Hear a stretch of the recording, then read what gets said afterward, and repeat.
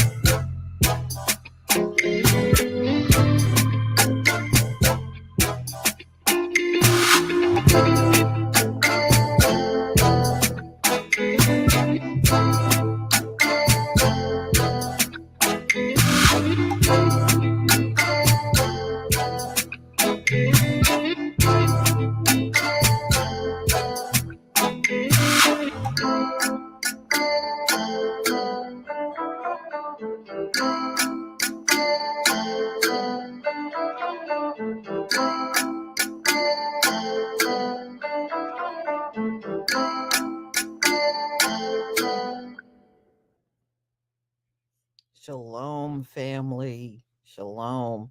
I'm going to make this brief but sweet. Okay.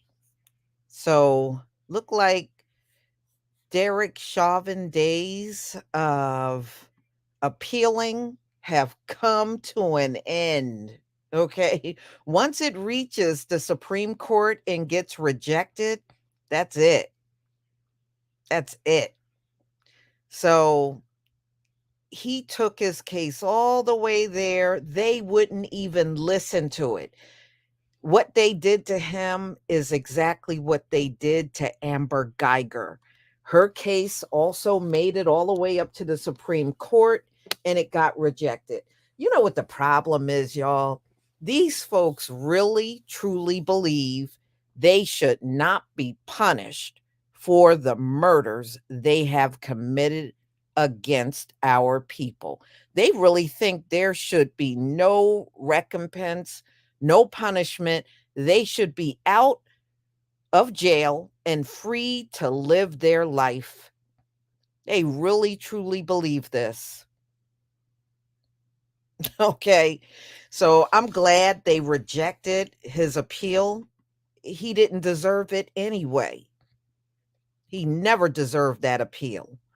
So let's get into this briefly. This just came out not long ago. Supreme Court won't hear Derek Chauvin's appeal in murder of George Floyd. So the Supreme Court on Monday declined to hear former police officer Derek Chauvin's appeal for his conviction for the 2020 murder of George Floyd, which galvanized mass protests that summer against police brutality and racism against Black Americans. Chauvin's attorneys argued that his client was denied a fair trial in 2021 after the court rejected his request for change of venue and to sequester the jury.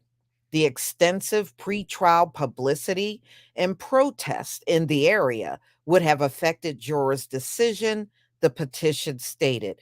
No, the only thing that would have affected the jurors' decision was the actual video, okay, where he stared right into the camera as he was pressing down on George Floyd's neck with his knee.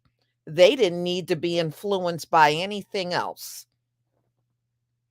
This was particularly true here when the jurors themselves had a vested interest in finding Mr. Chauvin guilty in order to avoid further rioting in the community in which they live and possible threat of physical harm to them or their families.